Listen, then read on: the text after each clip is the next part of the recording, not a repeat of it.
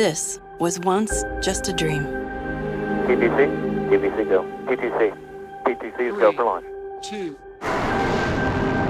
Booster ignition and liftoff of Discovery and a team of explorers shaping their destiny. An answer built by those who dared to ask, what if we were to channel humanity's knowledge and creativity into something truly revolutionary? What if we built a bridge between and above all nations? To jointly discover the galaxy's great unknowns, to endeavor to live and to work outside our planet for the benefit of all within. What started as an accord between two former rivals became a beacon of opportunity for the rest of the world. We have ignition and liftoff of the Soyuz rocket, beginning the first expedition to the International Space Station and setting the stage for permanent human presence in space. You ready for visitors? We live this dream aboard the International Space I Station. understand it's good to have you there and adjusting to your new home. Adapting to life in space. It's been a process. For the past 20 years, over 230 astronauts from all over the world have worked tirelessly together, boldly performing pioneering research and high-stakes spacewalks in the unforgiving environment of space. In this unparalleled orbital laboratory, circling the planet at 17,500 miles an hour, thousands of groundbreaking scientific experiments from over 100 countries have led to discoveries unachievable in the confines of Earth. From 250 miles up, an unbroken chain of residents have shared their view and their research with a generation eager to understand this higher plane. The space station is a symbol of humanity at its best, a shining example of international peace and collaboration in action. 3, 2, 1. Endeavour, this is Houston. You've completed a historic ride to the ISS and have opened up a new chapter in human space exploration. And as we turn our gaze outward still, this International Space Station is a living testament of our collective strength and perseverance, where our human curiosity prepares for the audacious efforts ahead. We continue to bridge the distances between us and prove just how much more is possible when we dream together.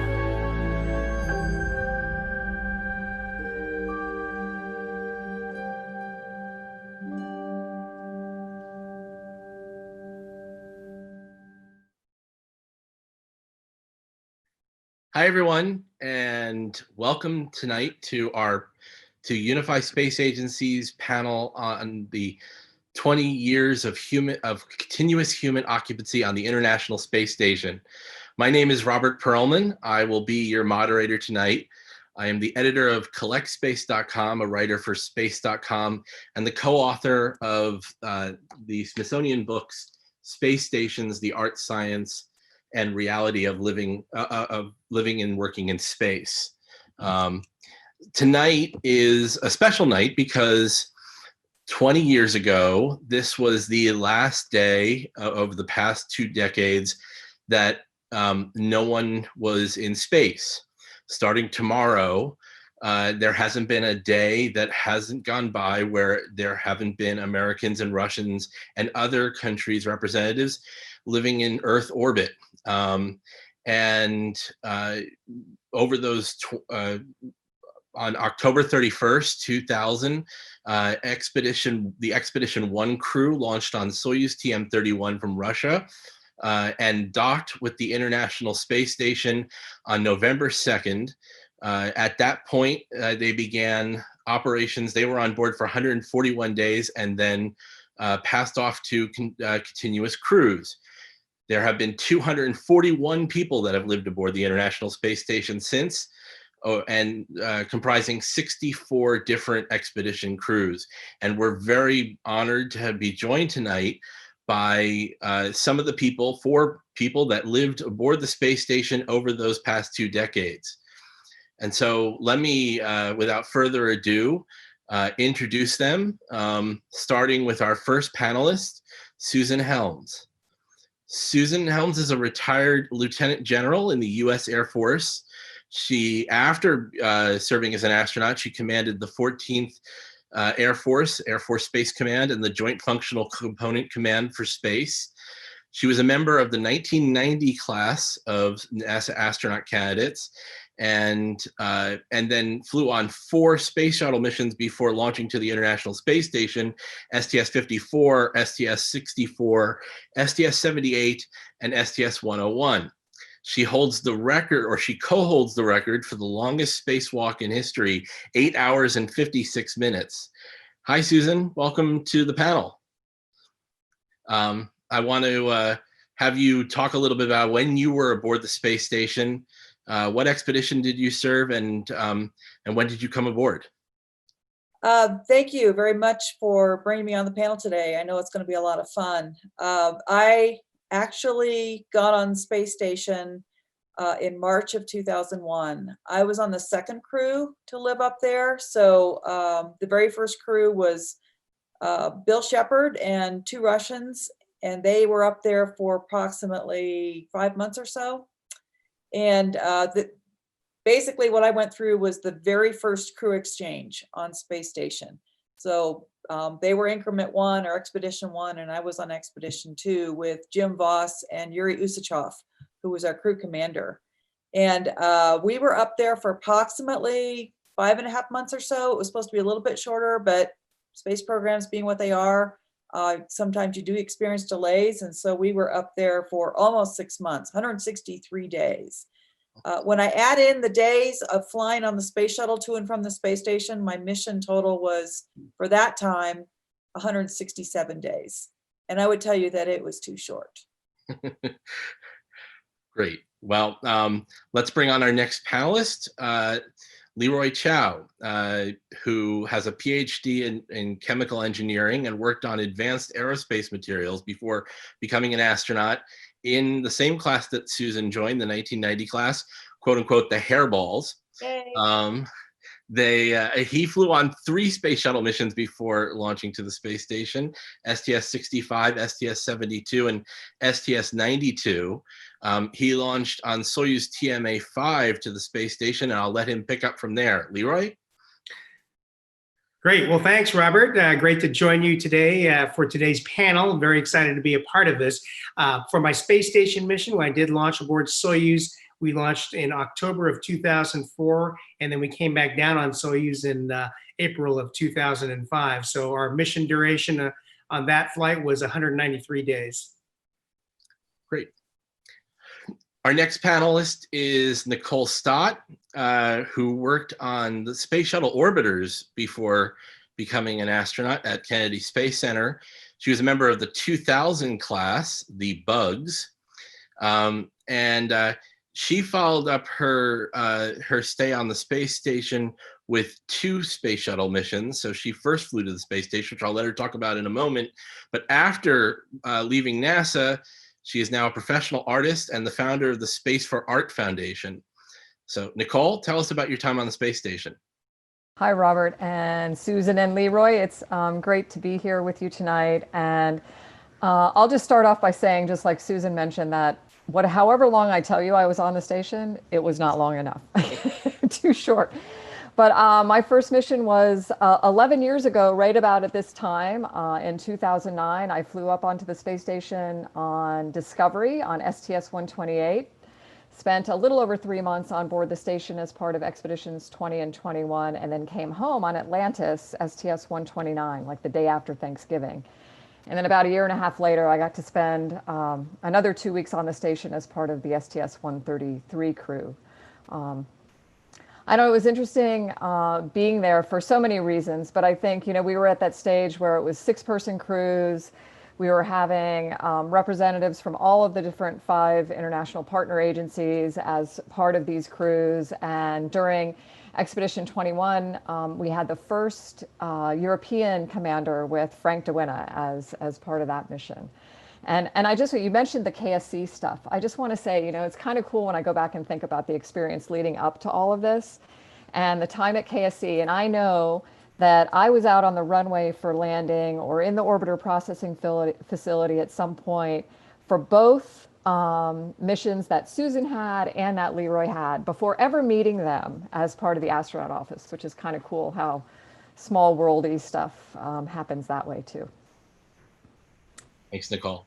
And our fourth member of our panel tonight is Jack Fischer, who's better known by his call sign Two Fish, who served as a colonel in the U.S. Air Force. He test flew the F-22 Raptor and served as the vice commander of the 50th Space Wing before becoming an astronaut, or after he served as an astronaut. He was a member of the 2009 class, the Chumps. There's a story in that. He and Peggy Whitson performed the 200th extravehicular activity EVA or spacewalk in service of assembly and maintenance of the space station. Jack, tell us about your time on space station, or Two Fish, tell us about your time on space station. Well, I'm the wee baby of the crowd, so all of these legends have spent much more time in space. I only had one mission. I got to fly up to the space station in April of 2017, was up there for about 5 months. Flew up with just one person, Fyodor Yurchkin, my buddy from Russia, and then came back with him and Peggy Whitson. It was 100% pure awesome. And as everybody has said, it was way too short.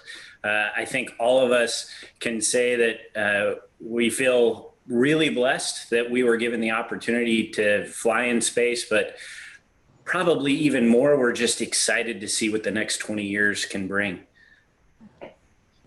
Well, on that note, on 20 years, let's jump into questions. But before I say that, let me address everyone who's watching. If you've got a question you'd like to ask our panel, please enter it into the chat. We will be taking Q&A, but let's start with a question for the entire panel. Starting with you, Susan, and we'll go round robin. We are marking 20 years of humans on the International Space Station, and that means there are 20-year-olds walking around Earth right now who have not known a day in their life when there haven't been people living in space. Can you sort of share each of your experiences of how that might have changed perspectives from how you grew up and what was happening in space, and what the 20-something-year-olds that you meet today and how they look at what you did in space and what the space program does now? Well, first of all, when I was 20, there were no women astronauts yet. I mean, it was just starting to happen. They picked, you mentioned that Leroy and I were in group 13, the hairballs.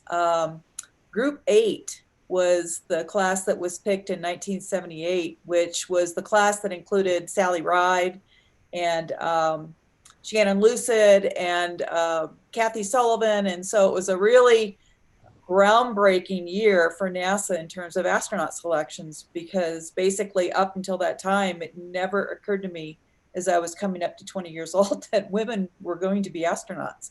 And so to see NASA actually select women astronauts in 1978, and then to see Sally fly in 1983 was a groundbreaker, I think, for me. And around that time in our society, it wasn't just the astronaut corps that was opening up to women. There were also other cultural touch points like the military, which is where I was, and in industry, where women were figuring out they were really good at math and science. And so I think that late 70s, mid to late 70s and 80s was really when you saw women enter the workforce with a thought process that they really, there was no reason why they couldn't do the same thing that you saw young men doing in terms of careers in math and science.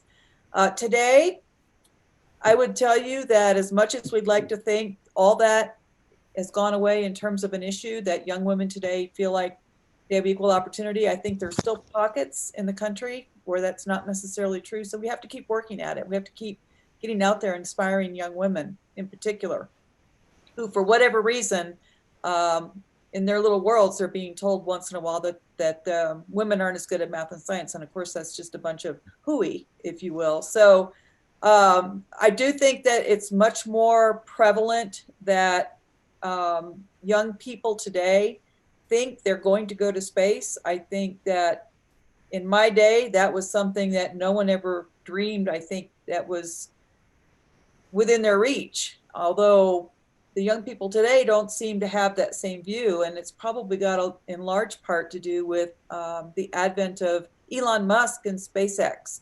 He's done a great job, among others, in the private space industry, like Virgin Galactic, of basically making some real inroads to space tourism.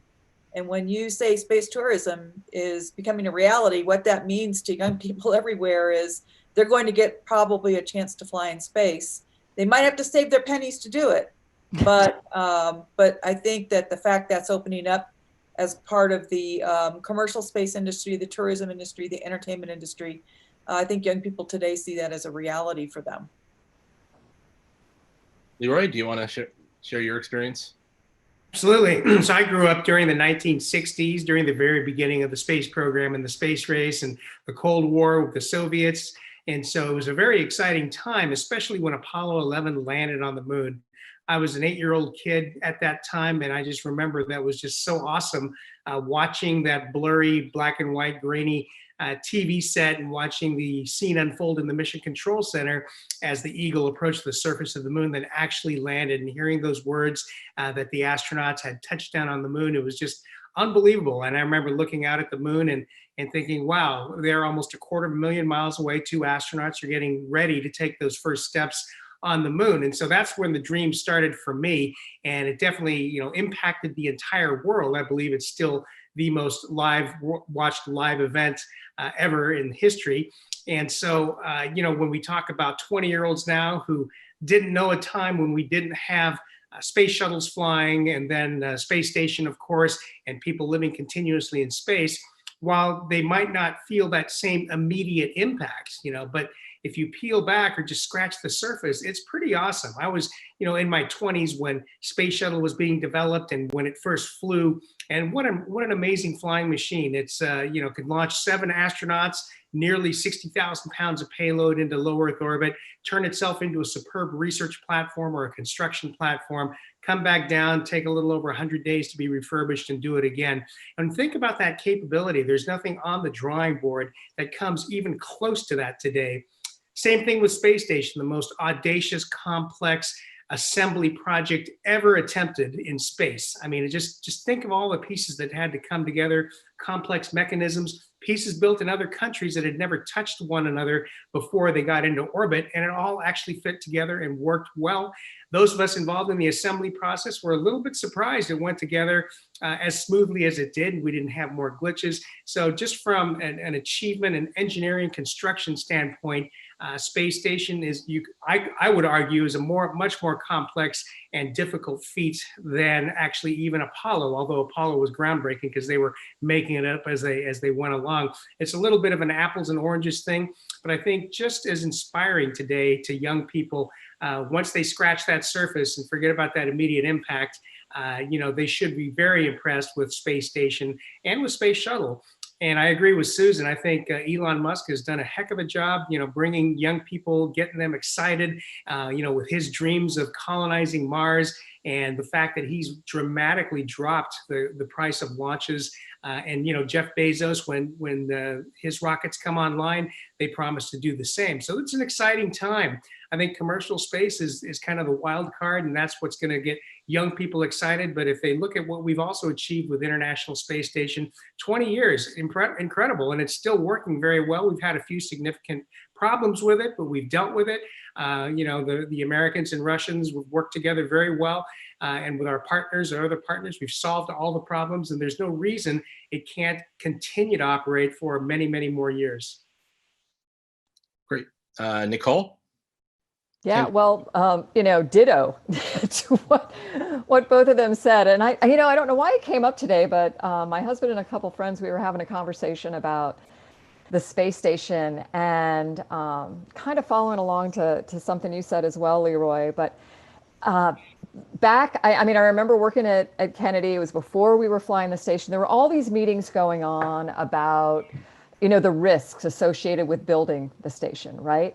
And I remember there was really intense conversation about and worry about the number of EVAs we were going to have to do to construct the space station, how really and truly worried we were about that risk, and how we were, it's probably the highest risk other than launching and landing that you had, and that we were really cranking that risk up by having to do hundreds of them to assemble the station. And I think it's so cool that, the four of us here, had the opportunity to participate in one or more of those spacewalks. You heard that Two Fish was on the 200th of those, and I think it's just awesome, in using one of his words as well, that how we pulled it off, and how we just deliberately, diligently built the safety into it too, along the way with what we learned, and have been very fortunate, I think, to have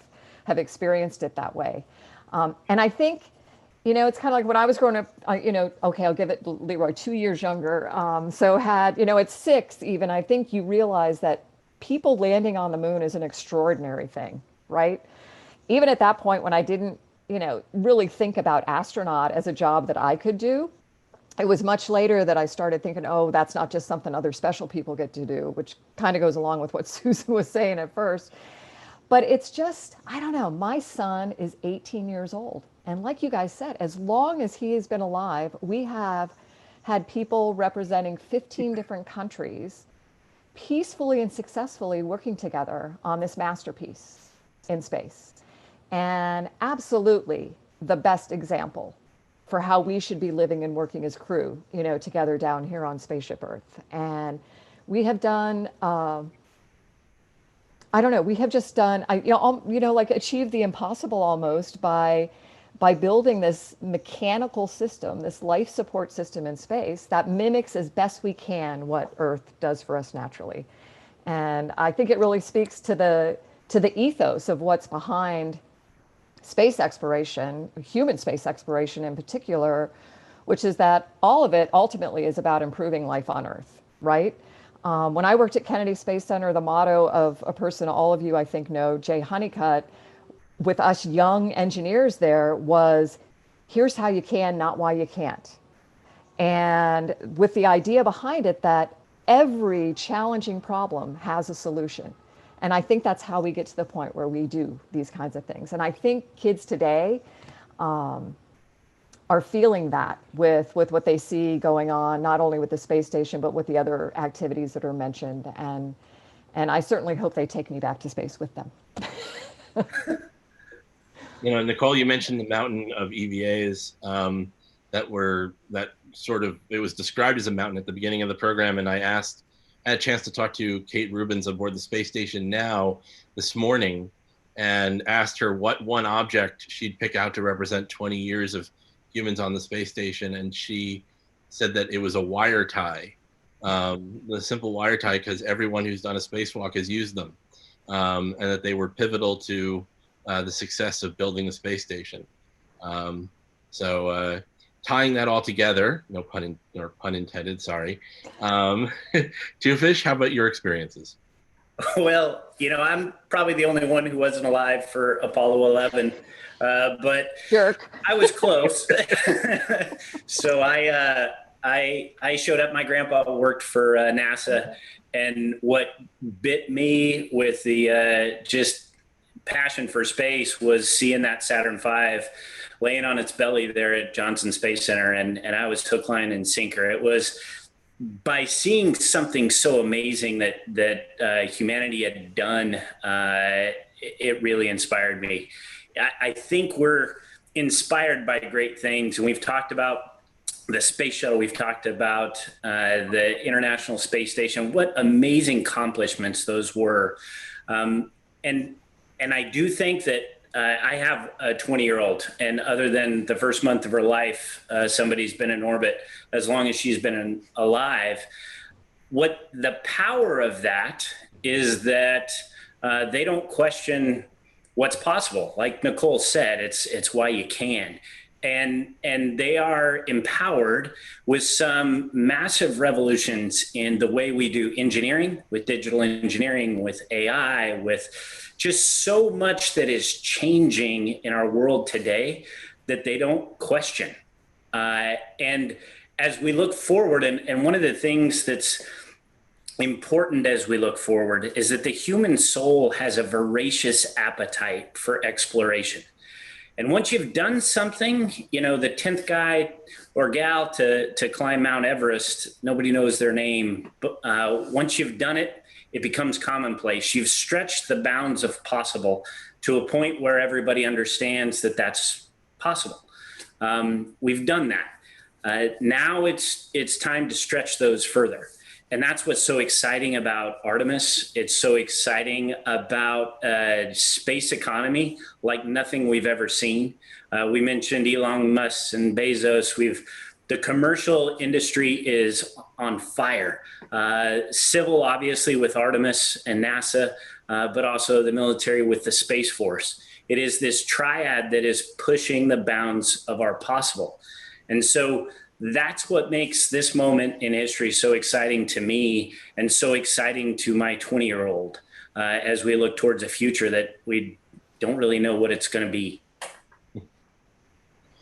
So our panel is sort of split in two in that we've got two people who were there at the start or during assembly phase of the space station, Susan and Leroy, and two people who were there for utilization phase when the space station was mostly mature, Nicole and Twofish.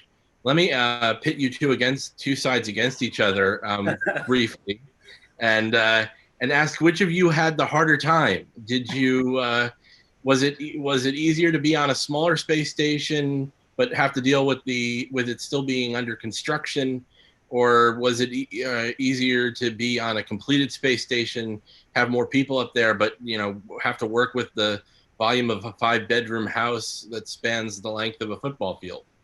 Whoever wants to take it first, you're welcome to jump in. Well, I'll take a stab at it if you'd like, Robert. I think it's always easier to move into a finished house, when it's all done. Not to take anything away from Nicole and Twofish.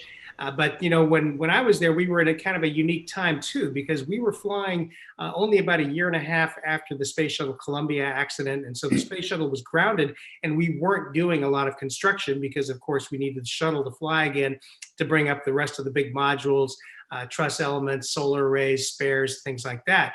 And so my series of flights during the time I flew aboard station, we were taking care of the station. We were doing primarily maintenance and repair work. We were doing as much research as we could with the limited things that we had on board. We did actually further space station construction. We did 2 Russian EVAs, and during one of those EVAs, we did install navigation antennas and a GLONASS antenna.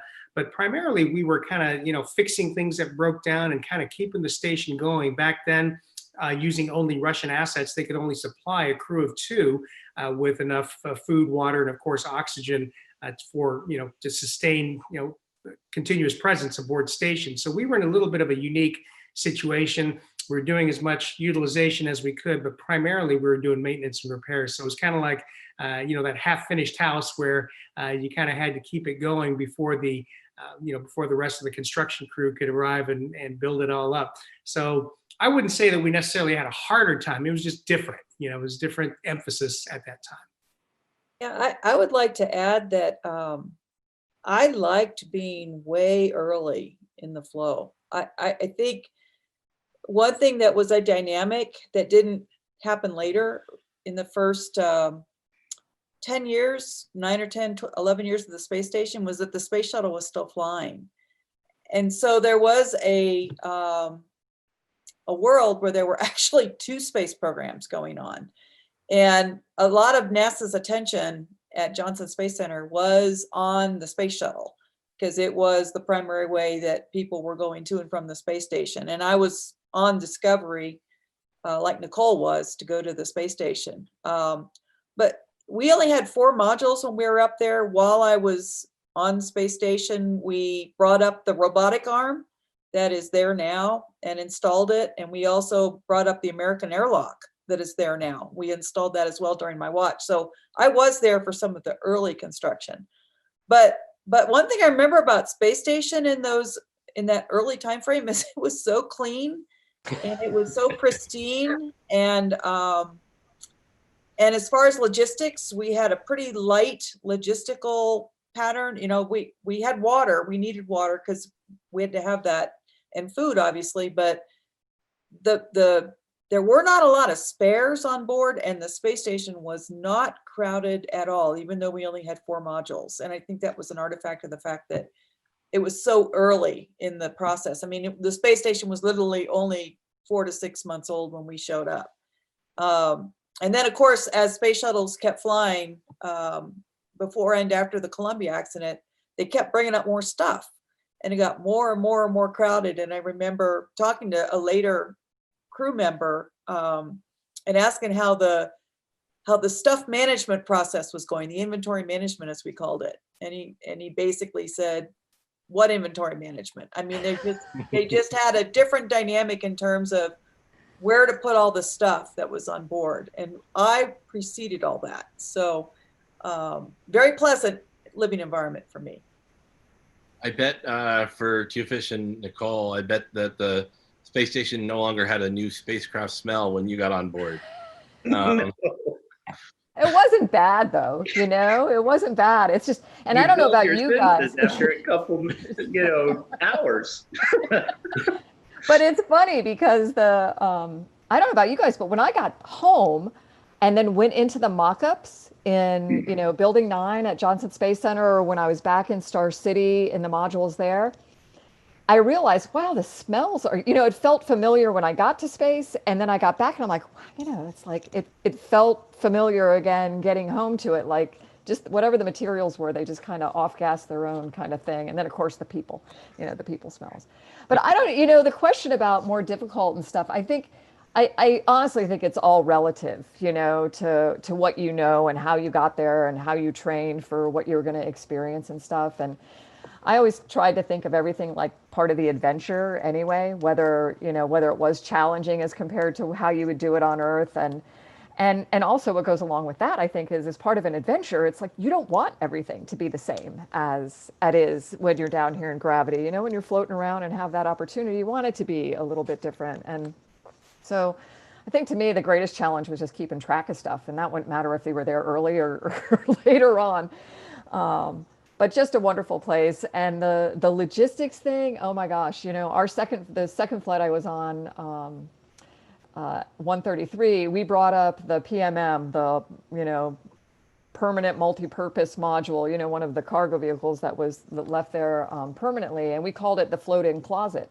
Because at that time, that's what it was going to be, was primarily stowage. And I know it's changed since then, but that was the idea there. And if any of you guys get to go again, or to those of you out in the audience that might travel to the station, as far as that logistics thing go, I would still like you to look for my paint kit. Nobody has. Yeah, and for me, it did kind of smell when you got there, but you lost that sense of smell real fast, so it didn't matter. It totally depends. I would have thought that Leroy was going to say we went uphill both ways in the snow, but it depends on your personality. Obviously, early on, you're defining the story, so that is so cool. I loved when I went. I grew up on a construction site, and Peggy Whitson, my crewmate, grew up on a farm. So we said we were a ditch digger and a pig farmer, and we just loved working and checking stuff off. And by the time we flew, there was so much science up there that the challenges were the daily, just going through this huge machine that had built up of being able to accomplish science. And that was cool because you feel like you're at the tip of the spear and you're representing humanity, and all the best minds put this together, and you got to make sure you do it in the right order, and you can discover something wonderful. So we loved it. And Fyodor was a workaholic too. So we just had a grand old time with the three of us and the crews before and after. As far as the future though, Peggy and I broke a record for how much science was done. And then the crews after us broke that record. And the crews now will probably break that record. That's what you want. You want to get more efficient. All of the tracks that were laid by all the people you see on the screen as they installed modules and GLONASS antennas and robotic arms and the PMM. It's getting more and more capable, so that the space station just continues to evolve, continues to grow, and be just a wonderful laboratory for all humanity. And it's just cool to see it evolve. Well, you mentioned the science and that's the legacy that the space station will take forward.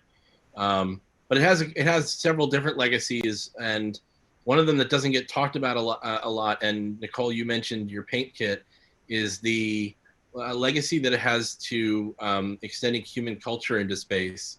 So I wonder if you can each talk about, maybe Nicole, you can get us started, about the non-science activities you did on board. I know you had the opportunity to paint. What did each of you see as the contribution there, and do you think that should become something that's factored in as we move forward with the space station as more of a formal activity, as much as science is scheduled on board now?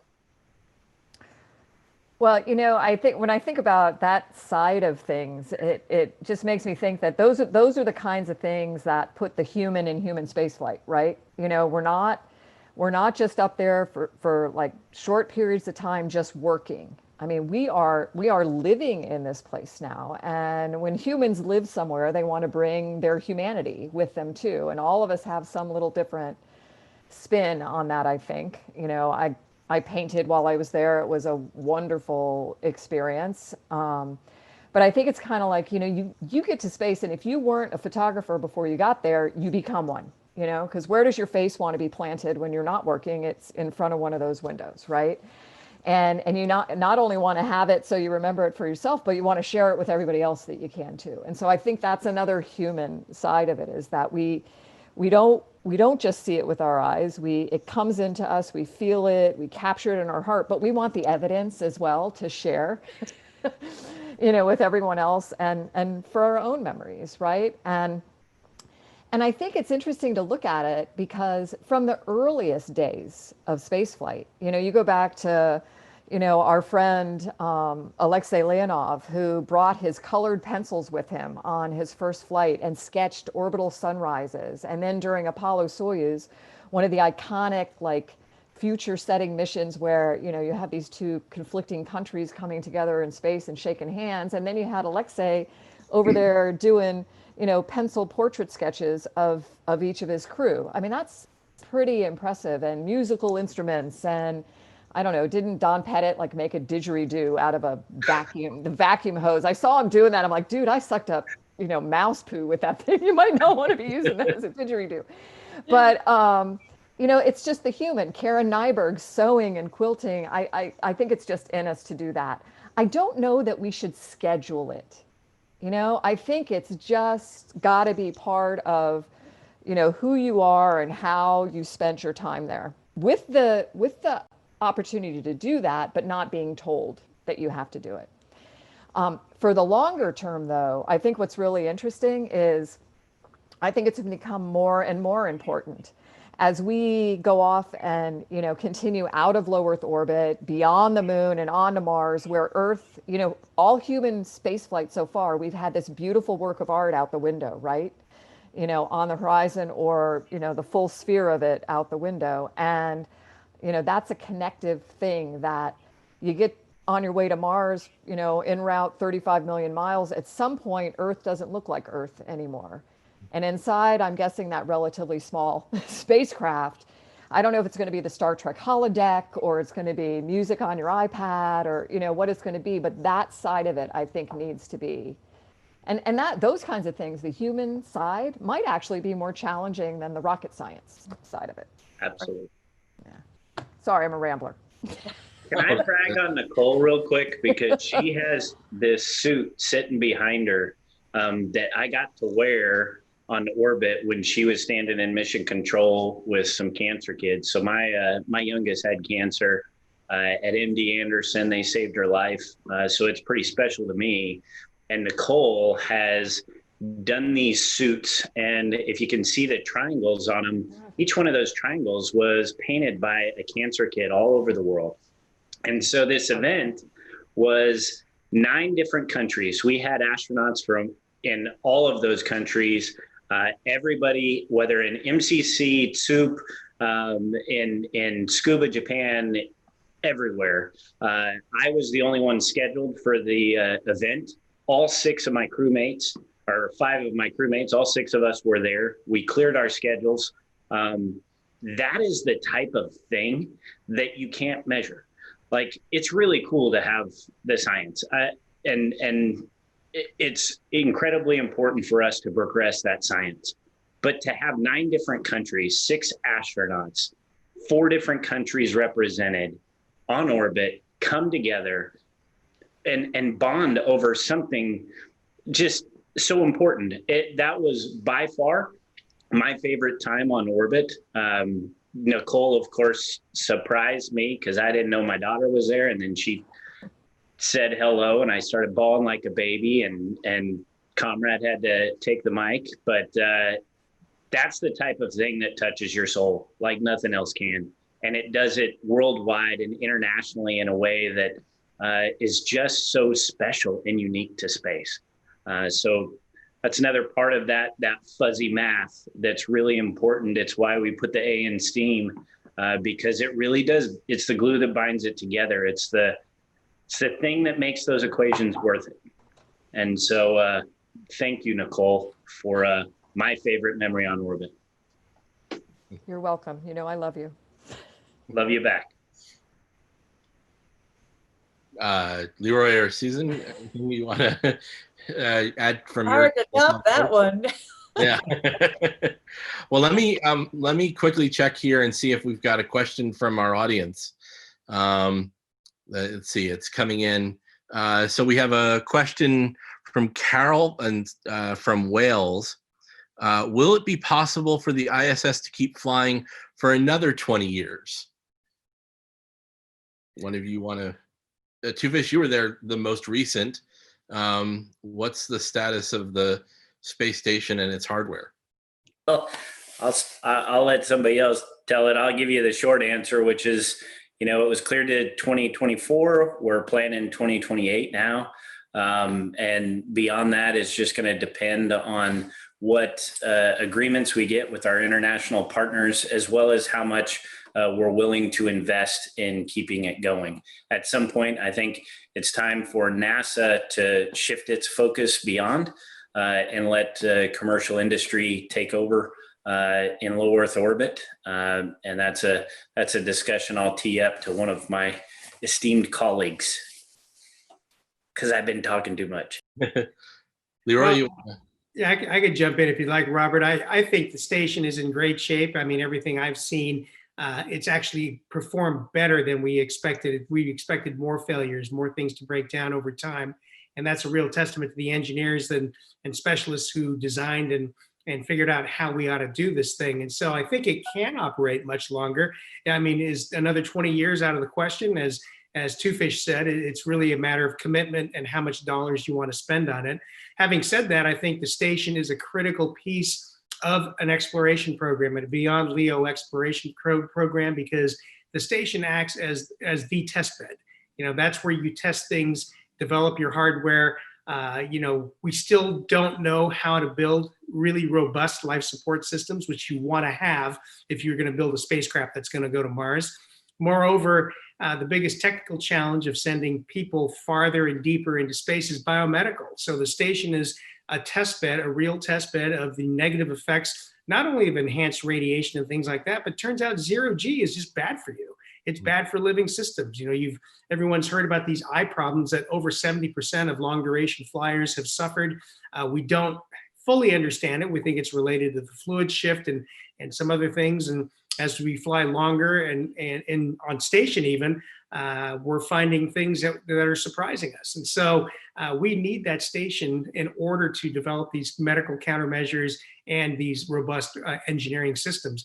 I think the time to hand off from the station would be, hopefully when we have a sustainable lunar program, then that lunar facility becomes a test bed. And it's not necessarily fully occupied all the time. Maybe it's more like a summer home where you send missions up and then they kind of, put it in deep freeze and leave, and then the next crew comes. But then you start testing in 1/6 G systems that you're going to put on maybe 1/3 G one day in Mars, and that's going to be more realistic than either on Earth or in orbit and microgravity. Let me flip that question for you, Susan, and get another one queued up. But while another one's queued up, but when you were on station, did you think station was going to still be here 20 years later, or that we would have already moved on? So I always thought of station as a space outpost. And unlike flying in the space shuttle, it was psychologically different.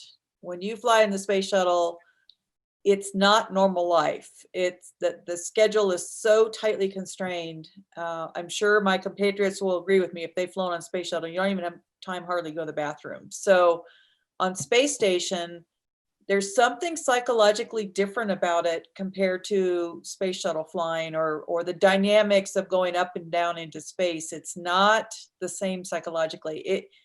You actually feel like Earth is a different place than where you are. You feel like you're much more detached from Earth than you do when you're on a space shuttle flight, for example. So I would like to think that now that we have people living on a space outpost, we're never going to give that up.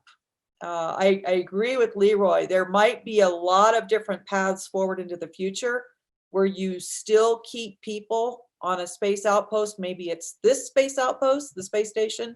Maybe it's a different space outpost like the Gateway that's being planned to orbit the moon. But you sure don't ever want to give up having humans live on a space outpost. We've already taken our Earth footprint and taken it to low Earth orbit.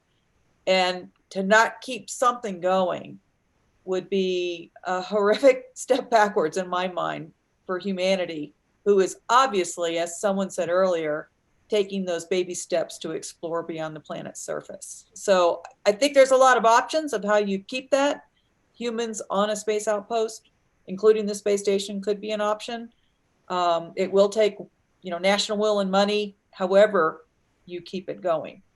And that's going to be something that the whole world has to invest in. That dovetails nicely into our next viewer question.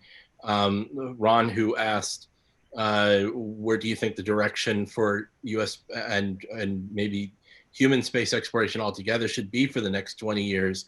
And let me add to that, what for those who want to take it, what do you think the role of commercial space flight is in advancing that? I know NASA right now wants to hand off the space station at some point to commercial entities so that they can focus on going back to the moon and onto Mars. Is low Earth orbit ready, sort of quote unquote explored? And are we ready to hand off that realm to the commercial industry? Well, I certainly think, let me kind of back up a bit here. Where we should be going is exploring new worlds. So Mars is the obvious choice to me. I am definitely on the crowd of people who say you've got to go to the moon first, and you've got to make sure you understand how to live on a different celestial body, right? I mean, and the neat thing about the moon is it's only a 3-day trip to get there. And if you can set up a test bed and have the opportunity to check out equipment, I mean, for those of us that are test engineers, there's a whole host of good reasons why taking stuff to the moon to check it out before you make that commitment for a year one way to Mars, that makes a lot of good technical sense, and also probably human sense in terms of us learning how to do that, how to establish a footprint on another celestial body. So I'm all in on the moon Mars thing. I will tell you that low Earth orbit, for those of us who are in the human spaceflight program, sometimes we forget how much low Earth orbit has already been populated by the commercial industry. We mentioned Elon's name. He's obviously launching lots of little satellites into low Earth orbit pretty much on a perpetual basis now. And he's not the only one. There are lots of entities around the world because the cost of launch has dropped so much recently. And then the need for broadband coming from space, there's other services that are coming from space. The military has stood up a Space Force. There's you know, some obvious extrapolations in your thinking you could go as more and more people start to look more and more towards space. We've already talked about space tourism. So yes, I think that commercial is definitely already in space. You might not see it in human form yet, but with the commercial tourism that is burgeoning, you're going to see it pretty soon. At this moment in time, we just don't happen to see it. But I think if we were sitting here talking 5 years from now, we're going to have some space tourists who will already have had a human presence in space. And they're not going because NASA's sending them. They're going because somewhere there's an enterprise, a private enterprise that has created the opportunity for people to buy a ticket to go to space. And I think that horse has left the barn and it's already on its way to a reality. Now, I still believe there has to be a space outpost for exploration. And it's going to be an interesting thing to see NASA and how it does business with its very strong mission assurance ethos, how all that comes together with the private industry folks who do things a little bit differently. And I don't want to belabor the point, but let's just say we hope it's synergistic, that the commercial world and the NASA world work together on human beings going beyond the Earth's surface. What we don't want to see is competition, if you know what I'm talking about. We don't want to see NASA get in competition with others. We want to see them all work together. And the way you look at the Moon Mars program right now, it's obvious that that's what NASA is trying to do, is to work together with the commercial industry to provide capability for making those next steps.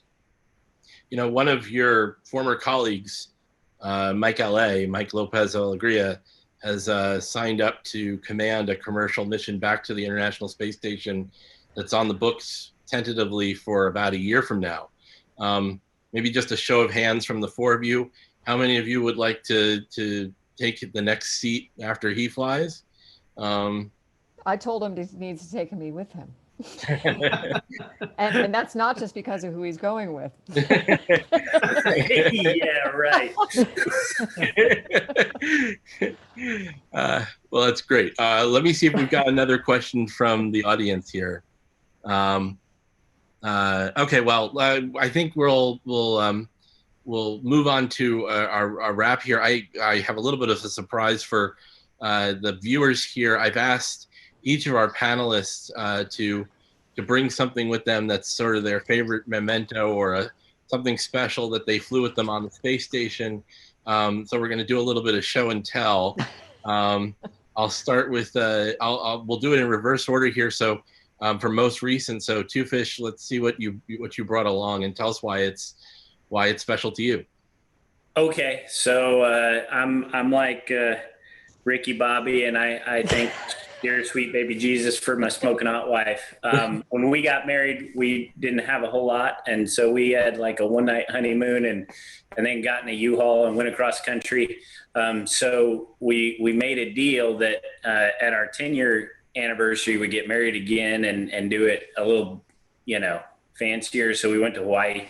Anyway, we liked it so much that we thought, well, at 20, we're going to do it again.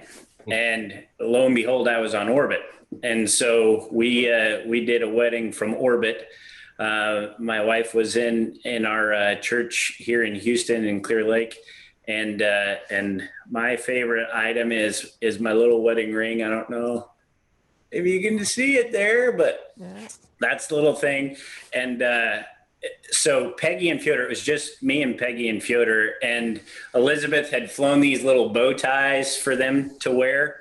And I had an Under Armour shirt that looked like my mess dress, my military uniform. And we did all this stuff, and I forgot the ring because I had it hanging in my little cubicle the whole time. And I'm like, Peggy, I forgot the ring. So she had to float over and get it. But this is my favorite because of the lady that I get to call my wife 3 times and counting now that I've married her. Great. Good job. Nicole? Oh. Well, you know, I think it's, and Robert, you know this, you've done such a good job communicating life in space. I mean, that book you guys wrote is outstanding. I think I had a few words to say about it, but Nicole wrote the foreword yeah.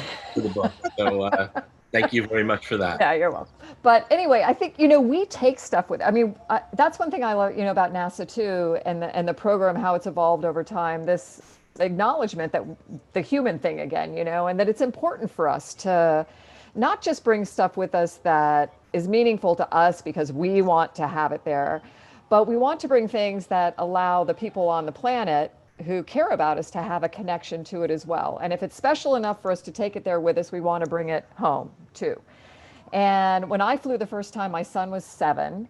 And I'll just step back. You know, Leroy, I was one of Leroy's crew support people when he flew on Expedition 10, and I was on Expedition 20, which is hard to believe. It was double the time, you know, mission-wise afterwards.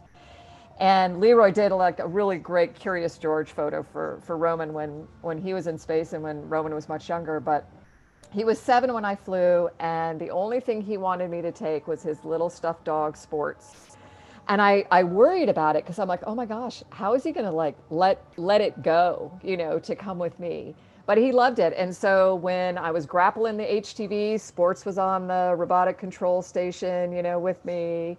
When I had my first look out the window from the shuttle and, you know, at Earth from space, Sports was in the, you know, window with me. So Sports is my thing. Leroy? So, of course, I told you earlier, it was my dream from a young age to become an astronaut and get a chance to fly into space. And the very first time I did get that chance, and you know, for all of us, I think the very first flight, it's so emotional because you've dreamed about it for so long, you've worked so hard, gotten a few lucky breaks, you know, and managed to get yourself selected and on a crew. And so once you get up into space, I mean, the view of the Earth is, you know, more beautiful than I had imagined. And then on subsequent flights, getting to go do EVA, I mean, I think all my buddies here will agree the right word for that is surreal. It's really it's almost like you're in a dream state. I mean, you're hyper aware of what you're doing, but every now and then you kind of freak out a little bit inside, say, wow, am I really out in space doing all this cool stuff? And so, of course, NASA, being NASA part of the federal government, you know, you can't keep any stuff, or if you do, they're going to come after you, as we've seen in the news over the last few years. The Russians are a little more pragmatic. And so one of my favorite mementos from space are my EVA gloves. These are Russian EVA gloves. The Russians let you keep them. Salajan signed and stamped it, and I signed it, and he put the date on it. This is EVA 12, and then we did EVA 12 and EVA 13 aboard the station. And these gloves basically are one use. You can see they're a little bit torn up, and that's why they're one use. You know, they get kind of beat up when you're using tools and holding handrails and things like that. So they're one use, and they're going to get thrown away anyway. So the Russians do let us keep them, and so this is definitely one of my favorite keepsakes from space. That's awesome. And Susan? Yeah, so this was a tough one. I have several things that I really value from the space flight. I think one of the things, of course, are the photographs I took up there, some jewelry that I wore on every single flight. I have a necklace that is a space shuttle, and I wore that necklace constantly on all 5 flights. And if you see me on the video, you sometimes can see that necklace snake around. But I didn't bring the necklace out. Instead, I brought out this, which is something I flew on the space station flight because it seemed a little subversive. And sometimes you just have to have fun up there. And so, you know, aliens, we thought it was fun to have an alien on board because we're astronauts. And of course, that's what all the kids always ask you. Have you seen any aliens on board? So now I can say yes, because I brought it up.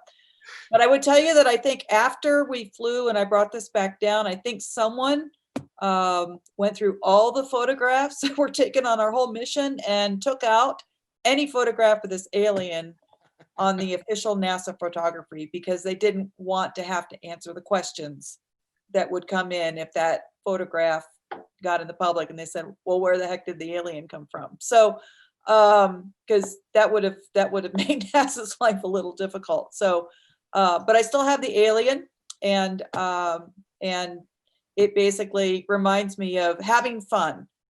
Nicole talked about the human part of this, and I think one thing Increment 2 always made sure we did was have fun, and this represents that.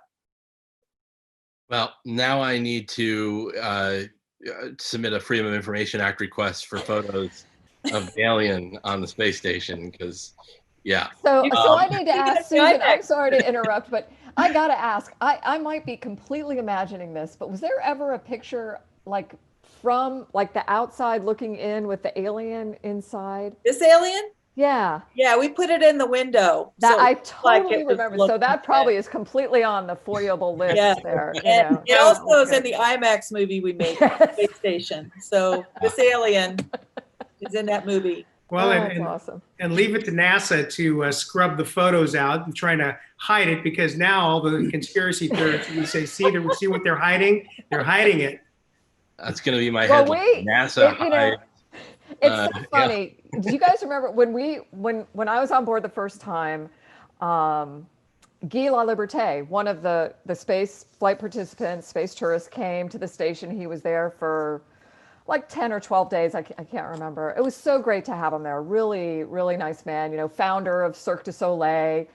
I mean, essentially grew up as a clown, as a street performer. So when he got to station, he had the red nose on, and you know was living that nose on the station, and we did a whole series of crew photos in our flight suits with the noses on, and I had this little giraffe thing. I mean, we did this. It was fantastic, and they were at first identified as not releasable, and after flying, I started using them in my presentations, and I'm like, these are the things we need to share with people. We need to share the muscle shot in our orange suits out by, you know, the shuttle after we do TCDT. We need to share the story about Jack, you know, getting married for the third time to the same amazing woman. You know, we need to share Curious George and the alien, because these honestly are the things that make the connections for us and allow us to tell then the really cool stories about the science and the technology that's going on up there. We have to establish that relationship with people. And it's why your book is so good, Robert, too, is that it does that. Spaceflight is a human adventure, not a technical adventure. Yeah. Well, Nicole's right. I want to go into the other room because I've got one of Guy's red noses. Yeah, me too. And so, but I do want to thank each of you as we bring this event to an end, for sharing your stories tonight and for reflecting on the past 20 years of human occupancy in space. It sounds like such a dry term, but it means so much about just extending humanity into Earth orbit and hopefully now beyond. So so thank you each for joining us tonight. Susan Helms, Leroy Chiao, Nicole Stott, and Fischer. I hope everyone out there is giving you a round of applause. I wish we were all in the same room together instead of over Zoom right now. But the Virtual Astronaut, thank you, Unify Space Agency. For all of you watching, please tune in for the next event, which will feature Leroy, talking about voting in space and continuing the celebration. That'll be on Monday, November 2nd at 7 p.m. You can find it the same way you found this event. And we will gladly have you come back and join us for more. So thank you. Congratulations on your parts in the past 20 years, and good night. All right, thanks. Thank you. Good night. Good night.